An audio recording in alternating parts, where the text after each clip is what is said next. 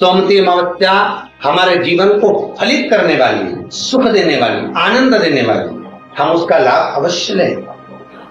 निवेदन है, जिसके घर में क्लेश बहुत मचा हुआ है या कोई पैसा खाकर चले गया, धन नहीं दे रहा, रुपया नहीं दे रहा और बहुत मशक्कत कर लिए, हाथ जोड़ लिया, पांव पड़ लिया, रुपया नहीं दे रहा, तो काली तिल्ली को पानी में गला दीजिए और पानी में गलाकर उसको सुबह पीस लीजिए। सोमवती अमावस्या के दिन सुबह पीस लो। पीस कर एक कटोरी में उसमें पीला चंदन मिला लीजिए, उसको लेकर जाइए। एक लोटे में दूध और जल लेकर जाइए, 5 बेलपत्र लेकर जाइए, शंकर के मंदिर में पहुंचिए। शंकर जी के शिवलिंग को, वो जो तिल आपने पीसी है उस तिल को आप मिक्सर में मत पीसना, हाथ से कूटिए या कोई बेलन से या कोई वस्तु से उसको पीसिए और पीस कर उसका उत्तन तैयार करिए। उसमें चंदन मिलाकर शंकर के शिवलिंग को समर्पित करिए, शंकर के शिवलिंग को लगाइए। केवल शिवलिंग को ही नहीं, भगवान शंकर की संपूर्ण जलाधारी पर, जहां शंकर भगवान की बेटी अशोक सुंदरी है, कार्तिकेय जी हैं, गणेश जी हैं, उस पूरे जलाधारी में जहां पार्वती मैया भी विराजमान है, पूरी जलाधारी को समर्पित करिए। समर्पित कर कर त्रिपुंड लगाइए, अपनी 3 उंगलियां उसी चंदन पर फेर दीजिए। फेर कर अपनी कामना कर कर बेलपत्र चढ़ा दीजिए। 5 या 7 बेलपत्र आपके भाव से आप शिव को समर्पित कर दीजिए।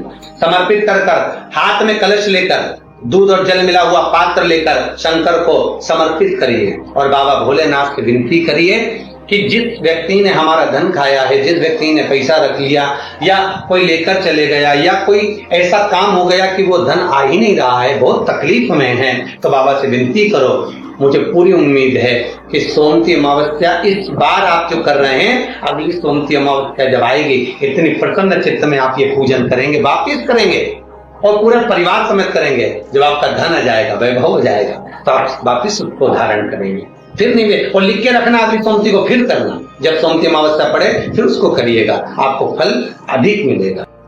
सोमवती अमावस्या का फल ही यही है कि जिन वर कन्या का विवाह नहीं होता, जिन लड़का लड़की का विवाह नहीं होता, जिन पति पत्नी में आपसी में टकरार चल रहा हो, अदालत तक बात पहुंच गई हो, जिस घर में शांति नहीं रह रही हो, आपस में क्लेश बड़ा मचा हो, ऐसी हो गया मन में कि अब ये तनाव बहुत बढ़ गया है, संबंध टूट जाएगा, तो निवेदन है, सोमवती अमावस्या के दिन आप भी सोमवती अमावस्या के दिन पीपल के वृक्ष के नीचे जाकर उस पीपल की पूजन कर कर उस पे कुंकु सिंदूर चंदन समर्पित कर कर कच्चे सूत के साथ परिक्रमा करिए।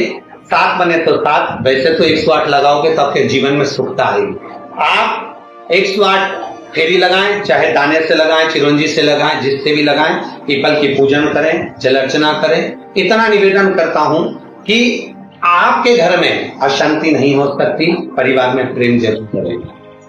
जिन कन्या और वर के विवाह नहीं हो रहे, वो सोमवती अमावस्या के दिन जाकर बाबा पीपल के पेड़ की फेरी अवश्य दें। 108 नहीं बने 7 अवश्य दें। पूजन कर कर, दिया लगाकर, घी का दीप प्रज्वलित कर कर बड़े आनंद में पीपल देव का पूजन करें।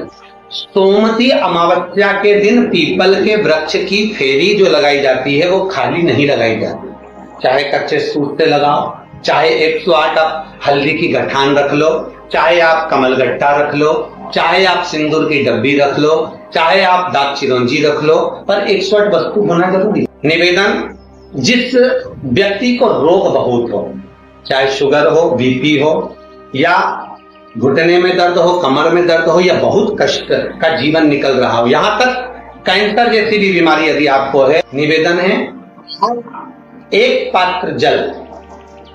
पात्र जल जिसमें पीला चंदन, पात्र के जल में एक कलश में जल लीजिएगा, उसमें पीला चंदन घोल लीजिए।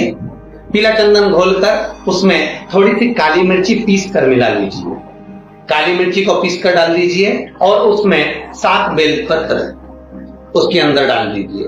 7 बेलपत्र के साथ में 7 वृक्ष के पत्ते, कोई भी वृक्ष जो आपके पास में हो, 7 वृक्ष के पत्ते उस कलश में डाल दीजिए।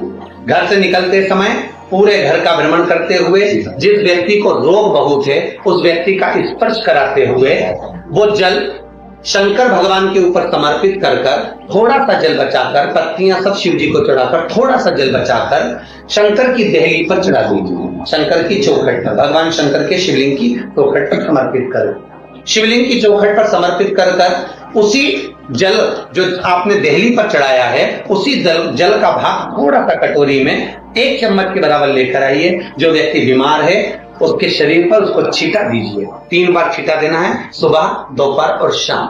उसके बाद में बाबा विश्वनाथ से प्रार्थना करिए, शाम के समय घर के बाहर एक घी का दिया अवश्य लगाइए।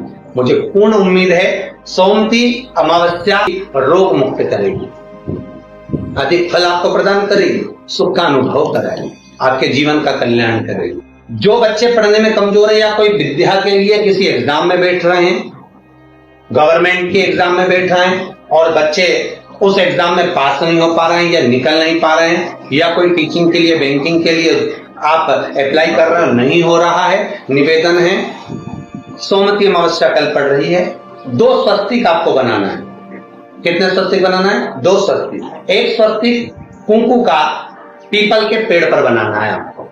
पीपल के पेड़ पर बनाने के बाद में जमीन पर, भूमि पर एक घी का दिया लगाना है। दूसरा स्वस्तिक शंकर के मंदिर की चौखट पर आपको बनाना है, किसी भी एक साइड में, चाहे राइट में बना लें चाहे लेफ्ट में बना लें। शंकर के मंदिर पर जो स्वस्तिक बनाओगे वो पहले पीपल के वृक्ष के बनाना है। पीपल के वृक्ष के बनाने के बाद में शंकर के मंदिर में शाम के समय आप जाकर स्वस्तिक बना सकते हैं। दोपहर से लेकर शाम तक कभी भी स्वस्तिक बनाएं और एक घी का दिया वहां रखा है। बस इतना याद रखना, पीपल के पेड़ के नीचे जो स्वस्तिक बनाओगे वहां जो घी का दिया लगेगा उसमें गोल बत्ती लगेगी, फूल बत्ती लगेगी। शिव मंदिर की चौखट पर जो दिया लगाओगे उसमें 2 बत्ती लगेगी, लंबी वाली, लंबी बत्ती 2 लगेगी घी की। वो बत्ती आपको शंकर के मंदिर पे दिया कहां रखना है? जहां स्वस्तिक बनाओगे उसी के ऊपर 2 बत्ती का दिया लगाओगे। उस समय पर दिए का जो बत्ती है उसका मुख अपनी ओर होना चाहिए और भगवान शंकर की चौखट पर प्रणाम कर कर, निवेदन कर कर, नमन कर कर आप आइए। आपके जीवन में सफलता प्राप्त होगी। आप जिस चीज की कोचिंग कर रहे हो, जिस चीज में उतरना चाहते हो, आपको वह फल प्राप्त होगा। शिव महापुराण के अंतर्गत या लिंग पुराण के अंतर्गत या नर्मदा पुराण के अंतर्गत, नारद पुराण के अंतर्गत हम जब सोमती का महत्व श्रवण करते हैं, कई बार आपको हमने शिव महापुराण में भी सोमती अमावस्या के महत्व को समझाया है कि सोमती अमावस्या का महत्व क्या है, सोमती अमावस्या का लाभ क्या है, हम शंकर की कैसे आराधना कर सकते हैं, हम शंकर को कैसे प्राप्त कर सकते हैं, शिव को पाने का तरीका क्या है। इतना सुंदर योग, यहां तक कि कभी इसका योग बन नहीं पाया